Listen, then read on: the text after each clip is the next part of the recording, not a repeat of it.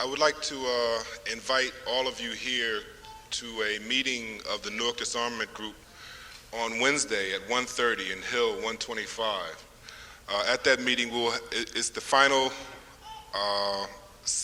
event in our speaker series, and at that meeting will be Alessandro Cordini, a member of the UN Committee for Disarmament, who is going to talk about the history of arms negotiations and treaties.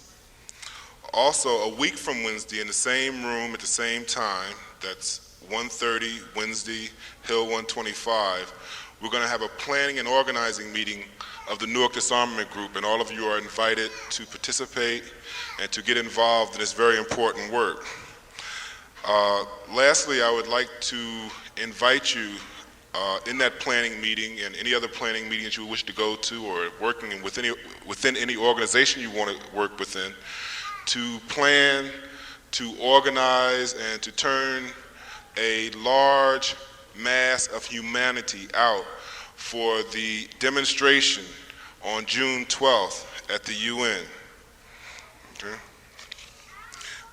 In relationship to the June 12th event, there's a sign-up sheet at the back table where you can sign your name and telephone number and make a commitment to work and to organize for June 12th. Now I would like to bring our next speaker up, Reverend Michael Amon-Ra, who is the Eastern Coordinator of the National Black United Front. And Brother Michael's topic today will be Black Perspective on the Disarmament Question.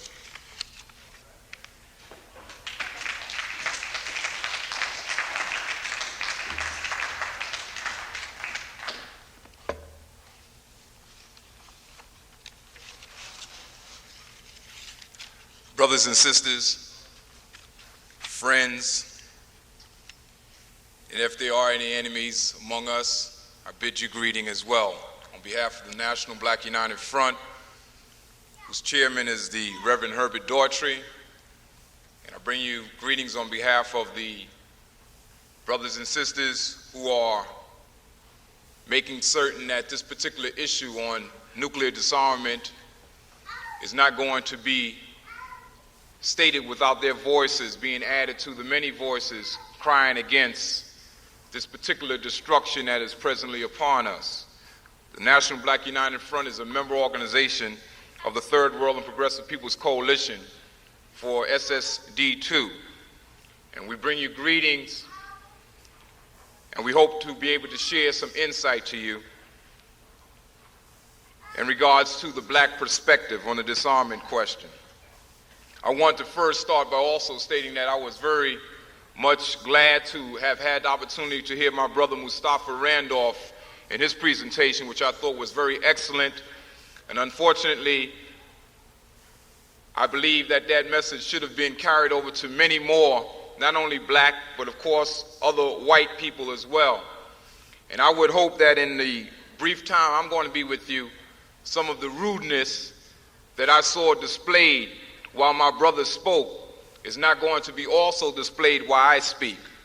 That rudeness is the side conversations that people have while black men and women come to speak before you on a very serious topic.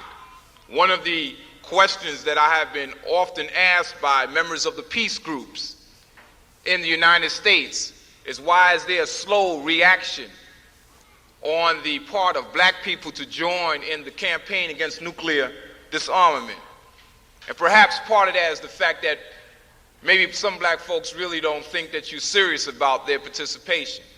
And maybe that's also courted sometimes by the fact that even when they come to express those concerns, there's the kind of rude behavior that side conversations are more important than the particular presentation that's being made. And I thought my brother made a very excellent presentation. I was hoping that somebody had taped it, because I think it's one that needs to be heard over and over again, because of the fact that blacks have decided that they're not going to fight anybody else's wars, and because of the fact that we have had an experience of being called everything: lazy, good for nothing, welfare cheats, and all other manners of names, and then find ourselves the first ones called up to serve on the front lines of the United States in defense of this country when we haven't received what's rightfully ours. And so I'm glad my brother spoke the way he did before I came on. It's significant that we're here in the Paul Robeson Student Center. After all, Paul Robeson should serve as the highest example of the uncompromising commitment toward a radical change in the oppressive, exploitative, and inhuman form of government, and of course the actions of the so-called ruling elite that determine all of the different foreign policy attitudes and the domestic issues of this country. Paul Robeson was one who didn't only talk the talk, but he walked and acted upon those things which he spoke about. He was the one who said an artist must choose sides. Either he's going to be part of the problem or part of the solution. And then he told us that he's made his choice. There was no other way other than for him to struggle against systems of oppression and exploitation. And so even though we're here in this multi-purpose room, and I suppose all kinds of events were taking place in this room, we are understanding that there's only one purpose for which we come together today. And that one purpose is clear. And to get a little ahead of myself, that purpose is for us to stop the Frankenstein monster that's gone and running amok, threatening to destroy all that's in its path. What is the black perspective on the disarmament question? Somebody asked me, and I believe they were quite earnest, why are black people reacting so slowly to the national nuclear disarmament call? Isn't it clear that we all will die? Someone asked me, and I believe again that they were quite earnest in asking this question. And I paused for a moment and had to look at the person and to understand why they had expressed in such emphatic tones that particular impregnated question. And then I saw that something was amiss here. And perhaps we should spend a couple of minutes just to talk about that. The slow reaction on the part of black people, on third world people, to the disarmament call within the United States isn't because black or third world people have a secret death wish. We have already demonstrated through all the years of our introduction into American life that we are determined to live no matter what happens. We have come through being ripped apart from our own land, coming to a foreign place, a strange place, having our families separated, having our men lynched, shot down, our women raped, our children stifled, even before they had a chance to reach their full potential. We have come about the periods of disappointment and the so-called Black Reconstruction period. We have come through the Ku Klux Klans, the White Citizens Councils. We have come through the night riders. We have come through the water hoses, the dogs that bit women and children, the fire bombings in the churches. Oh, we've come through a great deal. We've come through the police shooting us down. We've come through a great deal. And one thing that seems to puzzle those who seek to eliminate us is that we just seem to keep on coming on. And they just can't seem to understand why black folks just keep on coming on. So the thing is that we don't have a death wish.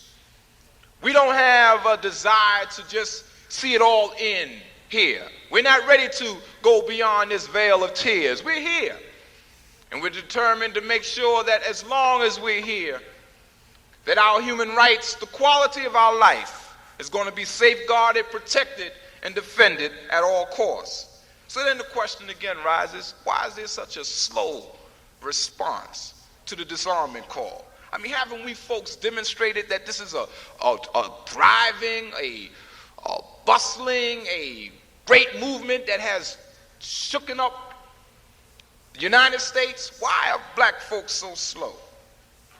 I would venture to say that perhaps the answer lies in the fact that black people have indeed an anger and distrust for the principles who are involved in the so-called American disarmament movement, who have now, because of this particular issue, demonstrated their ability to amass great concerts and lectures and rallies and demonstrations and civil disobedience campaigns. Just today in the New York Times, there was a piece where somebody was listing what has taken place within this past week, the Ground Zero week. Someone said over 650 towns and cities, over 350 colleges, and more than 1,200 high schools participated in this campaign. And the question that's hitting in the back of most black folks is, well, now, if these folks can do all of this stuff for the nuclear disarmament, what was happening when I was raising the battle cry against racism and economic exploitation? Where was the great upsurge in creative energy and the talent among people to say that this is an issue, a national issue, that we're going to campaign to eliminate racism in all facets of this government and all facets of these institutions that serve the American people? Where was the great 1,200 high schools preparing themselves to take on the issue of economic exploitation? Well, you can understand why black folks have a skeptical eye on this call. They seem to believe, for the most part, that once again, just as in the war in Vietnam, when everybody got together and became brothers and sisters, when the issue becomes very personal, then all of a sudden, this is the major issue that we should deal with in this day. And black folks are saying, look, we marched together back in the 60s. We stood together in the peace movement. And then, just like an old dish rag, after the Vietnam conflict was over, we were left alone fighting against racism. We were left alone. Where were our comrades who stood side by side when we were fighting against the Vietnam conflict? Where were they? Where was that energy, that drive, that initiative, that thrust? Well, some people stayed, but the majority thought that everything was all right now. And blacks once again found that they were left alone to face the problems of survival. You see, black folks have an understanding about something. Black folks know that every day actions are directed toward their elimination. The police are an occupying army in the black community. Brixton is not in England. Brixton is in the Bronx, New York. Precincts bearing names such as Fort Apache, the Alamo, Battle Station 1 are not indications of your friendly neighborhood police station. Black youth are shot down in cold blood after somebody thought they saw a shiny object, or after someone thought they saw a bulge in somebody's coat pocket, or after someone thought they saw someone move in a direction to shoot down this well-trained, well-armed policeman, and then finally finding that the youth had nothing more than his hand and his heart. Ordinary auto checks become scenes of blazing shootouts, the shooting coming from only one direction. And of course, illegal searches in the black community is still the rule. And Lord knows if you speak as a man during the time that they come up on you, once you're in their custody, your life is in their hands. This is an everyday reality. This threat of life being snatched from black people is an everyday reality. And black folks are saying, where's all of the energy, the drive to eliminate this form of threat against our lives? And of course, we look at the hospitals. Hospitals are closing in the black communities. Even though infant mortality is way above the national danger level, it's no accident that a black may bleed to death before he or she even gets to a hospital. And let's look at the prison industry. It's big business because black humanity is bulging at the seams of all of the prisons. The years of the prisoners are getting younger, and often at night, if one listens close enough, one can hear black women sighing, "Oh, where are the men?" And then drugs. Let's talk about drugs. Not the ones you take because you think you want to take yourself to a higher level of consciousness, but the ones that people take sometimes because they have this desire to kill the pain. Life is so hard, life is so cruel, life has dealt a bad deal to them. The dice are fixed, and they want to just kill the pain, want to just ease the misery. And so drugs, the white curse of the 60s and 70s, is making it back into the black community in the 80s on a massive comeback. And as Malcolm X said so eloquently, the drug problem in the black community is no accident. You don't have any drug problem like the one in the black community and the Italian community. Italian community, the people don't play that.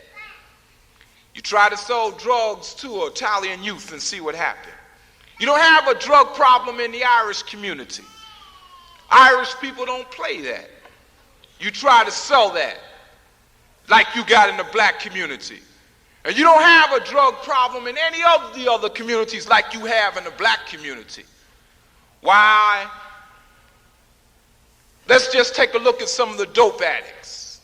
Let's just take a look at some of the wards that are now filled with people taking methadone. You don't have that kind of similar drug problem. I don't care what you think you have. The black community has been the victim of planned, organized, scientific, chemical warfare in the forms of all kinds of drugs in the black community. These are real things that black people deal with every day. But watch, even watch this. Once it does get to a prevalent level in the white community, then it will become a national issue. And then all kinds of legislation and programs will be put together to eliminate drug addiction. Of course, until the time that it reaches a much lower level in some other communities. And then let's look at miseducation. And listen, I intend through my presentation to agitate your mind. So if you're a little agitated, I'm glad, because that was my intention. Miseducation destroys the incentive of black youth. It halts their hopes, crushes their dreams, and prepare black youth for either early prison bids or early graves. There's no choice. They're not prepared to do anything else. They're not given the training, the skills. The schools that they go to are not equipped with all of the finest gadgetry to make them, prepare them, to get them prepared to take on anyone in the open market, in the field, and the different areas of expertise. And so they have the great choice of an early grave or early prison sentence. Or either, like their parents, just trying to make it from day to day in some form of a hustle, an attempt to make it with whatever little bit they have. And then let's look at the social service cutbacks. Pick up your Times today and they talk about Reagan's 3 hatchet men who have been doing a great job for him of getting rid of all of the fat off the social service rolls. Read it, and you will see that again, these are things that are designed to harden life, to force upon people desperate options other than life. We find again that the fantasy, the dreams, the distorted concepts that certain administrators have in this government is that everybody is living with a big Cadillac. Everybody has 3 colored TVs, and everybody has 4 suits. And this is the norm for people who are in these roles, so we got to clean the fat. And then we find that Chrysler is getting welfare grants.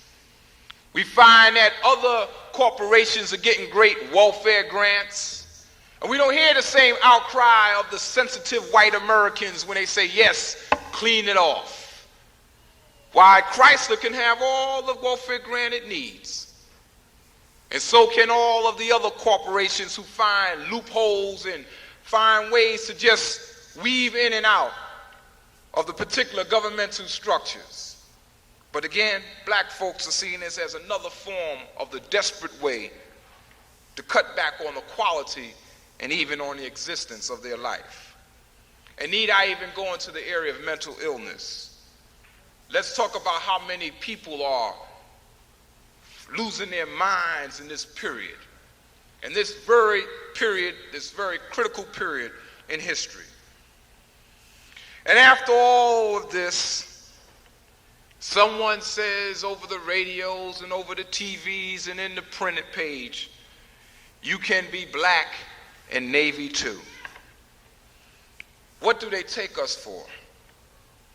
Blacks have stated very clearly that they are not just threatened by nuclear destruction, but by human destruction spawned by racism and exploitative capitalism.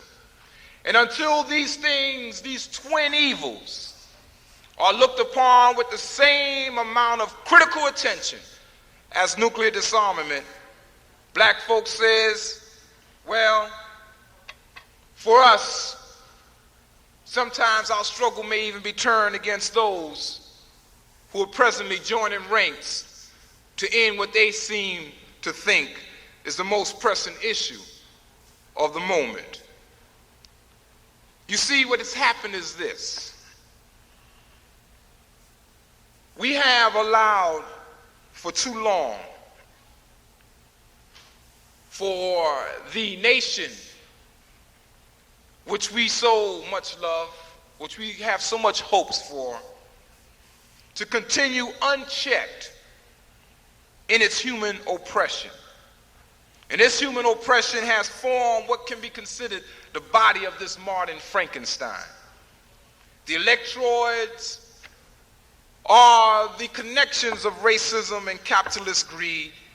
And this has given life to this monster. And this monster has now decided that it's not just going to go out and do as it's bidded to do, but now it's going to turn on its own creators. And so we laugh and we look about it, we sing songs about Haig and we sing songs about the Grey B actor Ronald Reagan, but the reality is we're afraid because Frankenstein, the monster that we have allowed to be created, has turned against us.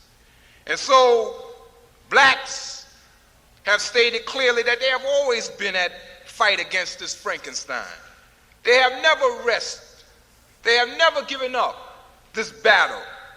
And angrily again they ask, where were the programs of such magnitude when we have been continually fighting against these things? You see, this is quite similar to the kinds of questions that was asked of Frederick Douglass back in 1852 when he was invited to attend and speak on the 4th of July. And Fred saw all the folks gathering together, declaring themselves free and declaring themselves fighting against tyrants, etc. And they asked Fred, a black man who just himself, 10 years out of slavery, to ask, him to speak at their 4th of July. And Fred, just as we today have to say some very disturbing things. Frederick said, "What to the American slave is your 4th of July?" I answer, a day that reveals to him more than all other days in the year the gross injustice and cruelty to which he is the constant victim. To him, your celebration is a sham, your boasted liberty an unholy license, your national greatness swelling vanity, your sounds of rejoicing are empty and heartless, your denunciation of tyrants brass-fronted impudence, hymns, your shouts of liberty and equality hollow mockery, your prayers and hymns, your sermons and thanksgivings, with all your religious parade and solemnity, are to him mere bombast, fraud, deception, impiety, and hypocrisy, a thin veil to cover up crimes which would disgrace a nation of savages. You boast of your love of liberty, your superior civilization, and your pure Christianity, while the whole political power of the nation, as embodied in the 2 great political parties, is solemnly pledged to support and perpetuate the enslavement of 3 millions of your countrymen.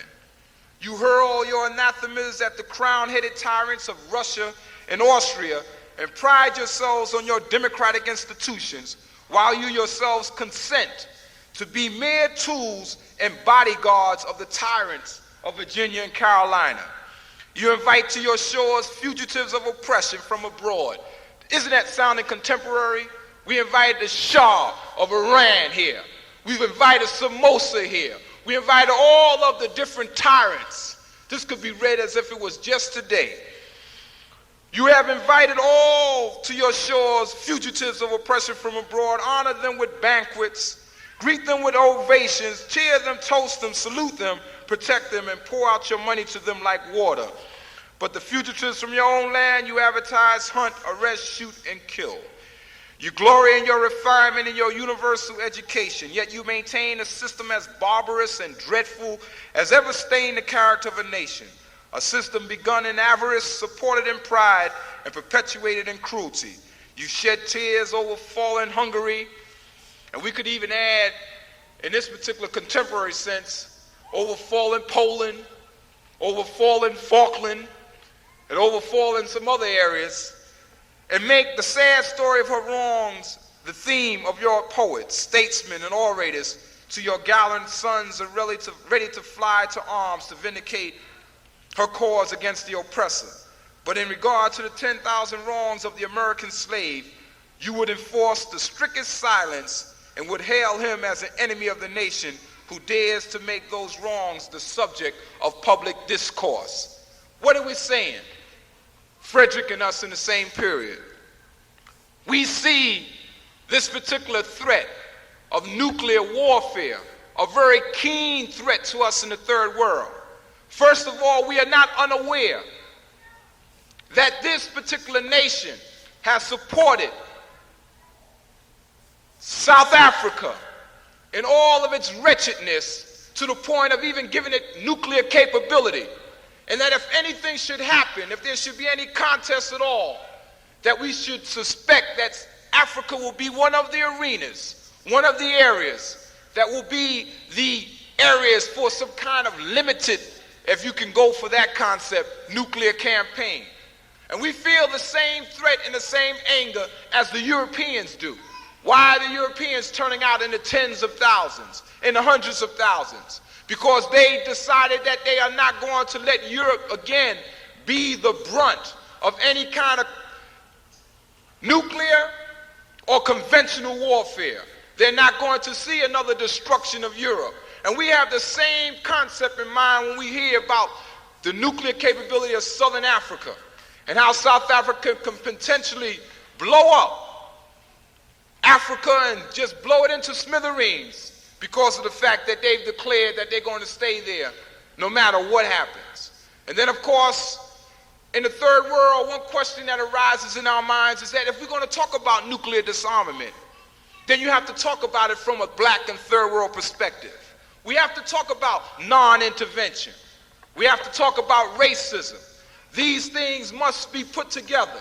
You see, the Frankenstein would not have been allowed to get to the point that he's at now. The monster that we're now trying to halt would not have been allowed to get there if we had taken the initiative to fight against economic exploitation, military intervention in other third world nations, and racism. It would have been stopped there and then, because they would have seen that this people is determined to stand to defend the rights of any people, defend what's good, what's right, what's morally correct, and nothing would have been able to slip past a vigilant and moral people. But here, we have allowed for too long for our interests to become very selfish, very self-centered. And so what's happening now is this, and I conclude on this note, and I know that for some of you, this is an eye-opener, for some of others of you, this is irritating. And the irritating thing is the fact that black folks just say they're not going to be the tail no more. We're not going to be the tail and you're going to be the head and the body. If there's going to be any kind of struggle, we're all going to make the same kind of decisions at the same time. And my issues got to be on top of the table. And I'm not going to let you do like you did in Vietnam. After the conflict was over, then you retreated into the canyons of Wall Street. You retreated into the canyons of the corporate world and left me holding the bag. How Dr. King was deserted when he was talking about marching on Washington in the Poor People's Campaign and doing it differently than that old March on Washington. Everybody repeats, I have a dream. He was talking about bringing the nightmare to Washington, D.C.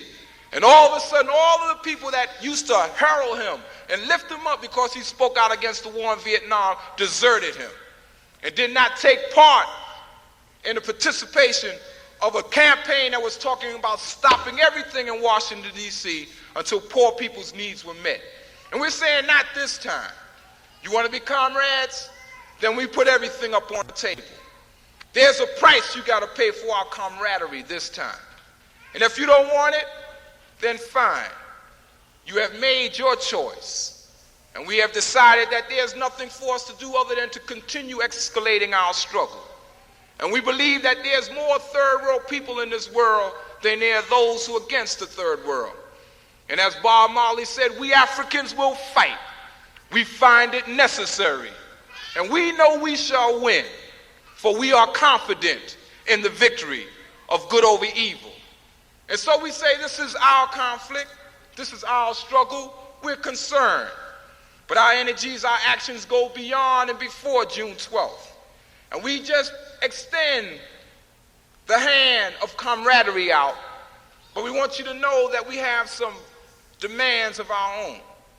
And if you can see eye to eye, and we can struggle together to eliminate those forms of human degradation that has brought us to this point when the monster's turning and berserk and destroying everything, then we're saying that we're ready to get involved and struggle and to defend all those things that are good about human beings. But until then, someone else may ask the question, why are blacks responding so slowly to the nuclear disarmament call? And I would just say to you, take a walk in the black community and see the struggles that are waged every day to fight the human destruction, the annihilation that you have for so long neglected to turn out the same amount of energy, creative talent, zeal, and commitment towards. And if you just see that one day and realize it, then you understand why this must be a total struggle. Not just to take the nuclear arm out of somebody's hand, but to take the whole system of the American government and transform it into something that is once again reflective of what the Constitution was supposedly talking about. A nation that is supposed to be for all the people, supposed to be by the people and for the people. And when that happens, when that determination and zeal is evident in all that you do and all of the programs that you set, you won't have to ask where the black folks, because they'll be right there. Thank you.